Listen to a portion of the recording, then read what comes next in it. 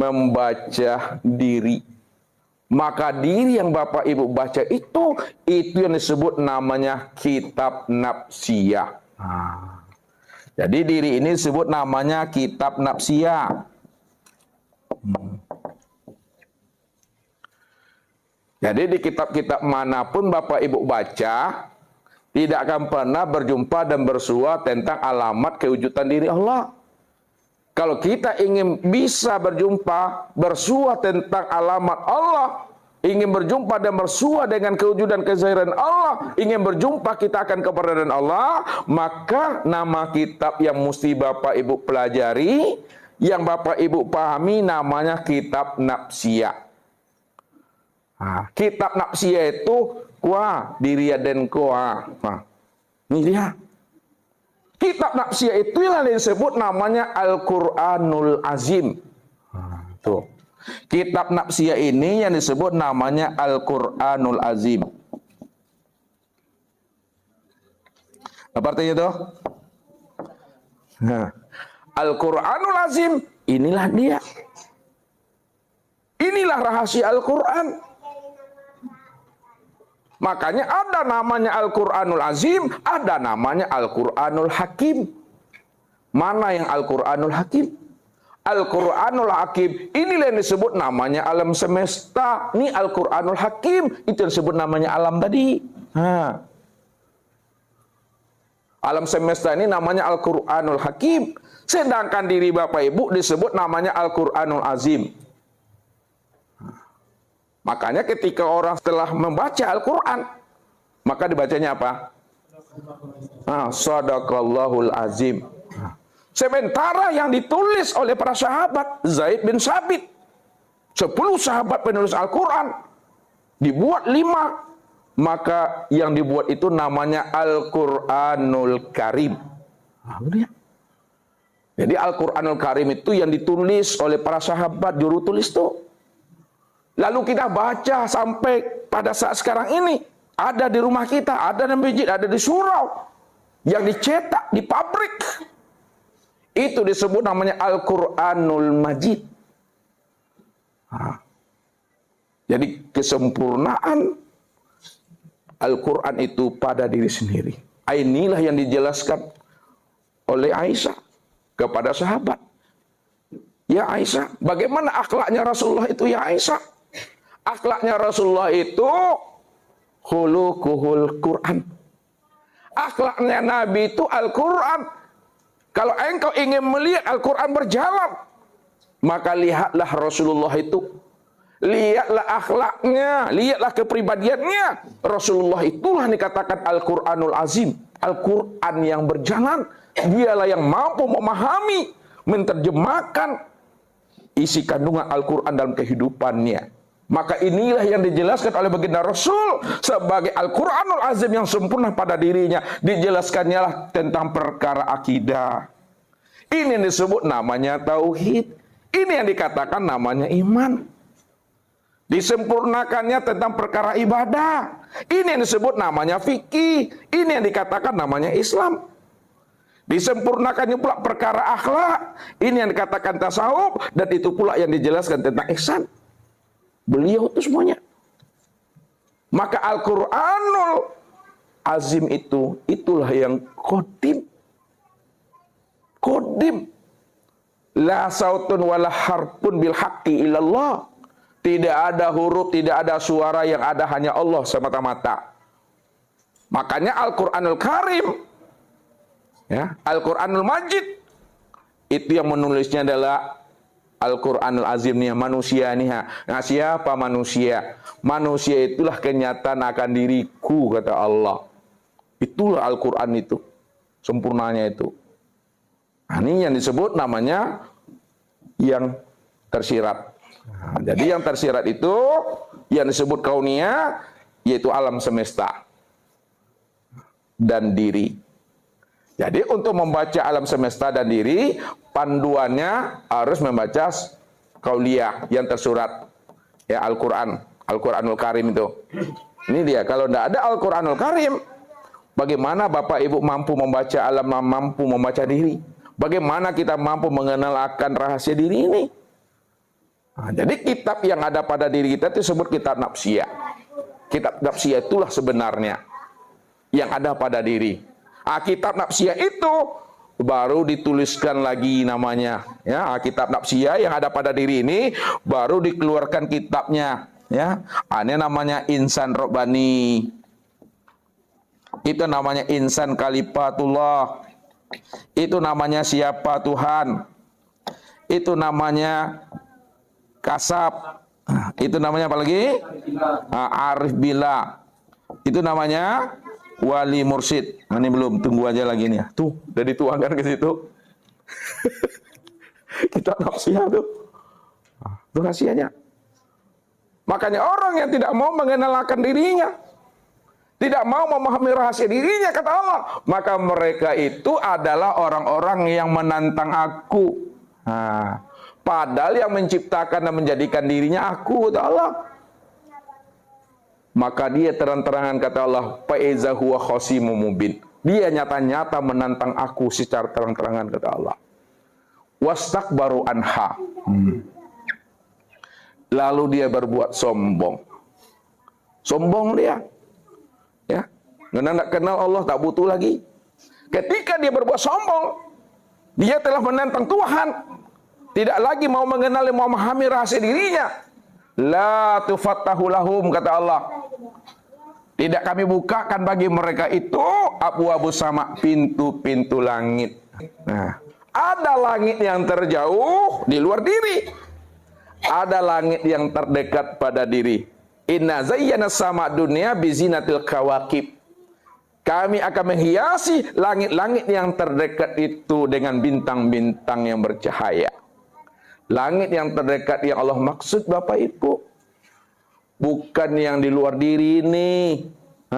Tapi langit yang terdekat dihiasi oleh Allah dengan kawakib, dengan bintang-bintang. Itu tidak lain adalah kolbu, hati.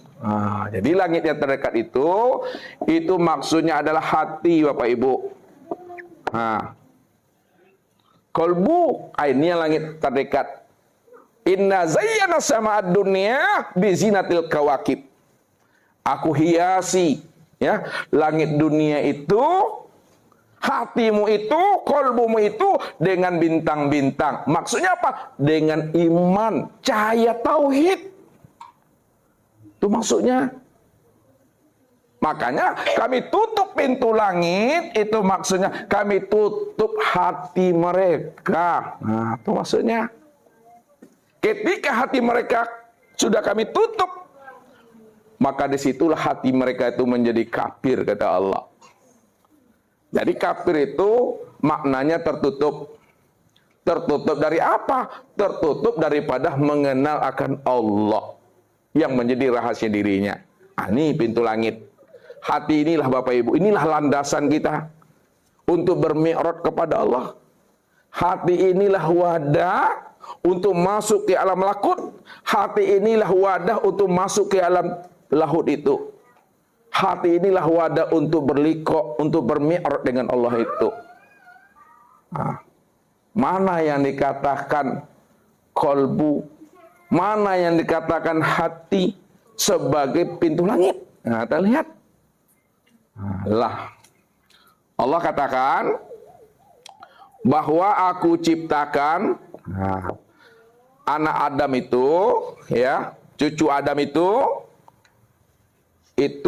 dirinya menjadi sebuah mahligai. Mahligai. Mahligai ini apa nih Bapak Ibu?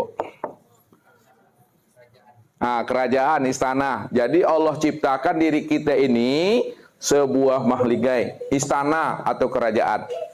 Di dalam mahligai itu, ini kita buat ke bawah Bapak Ibu. Di dalam mahligai itu ada namanya hati sudur.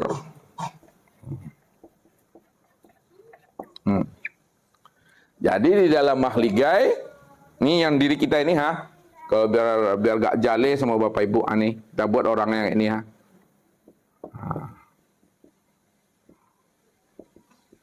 Ini gambar agaknya kira-kira kebekumis gitu. Ini mahligai. Allah jadikan diri kita ini Batang tubuh kita ini bagaikan sebuah istana, ya, kerajaan mahligai.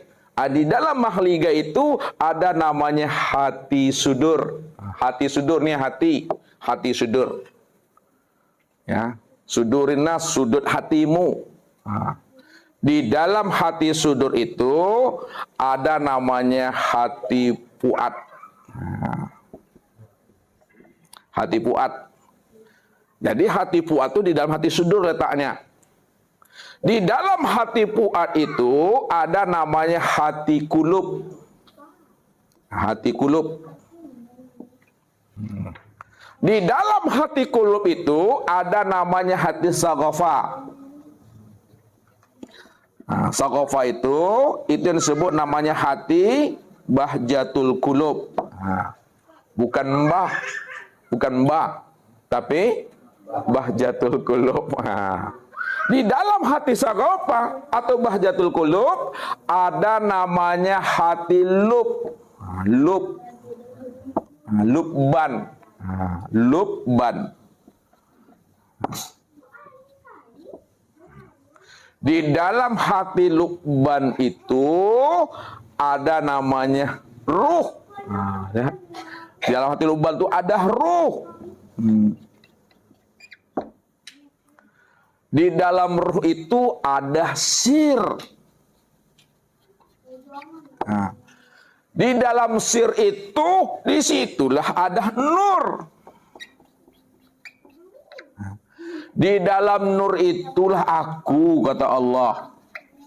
Nah, makanya orang-orang yang ditutupkan Allah pintu hatinya, hati sudurnya, hati fuadnya, hati kulubnya, sagofanya, lubnya, maka disitulah dia tidak mampu bermi'raj kepada Allah.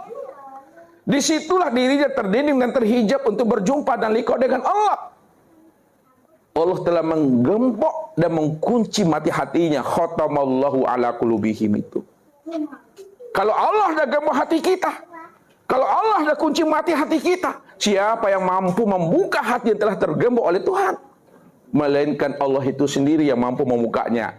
Yahdi mayasya wa yadilu mayasya. Ya. Aku buka, kata Allah, sumbatan hatinya itu bagi orang yang aku pilih, kata Allah.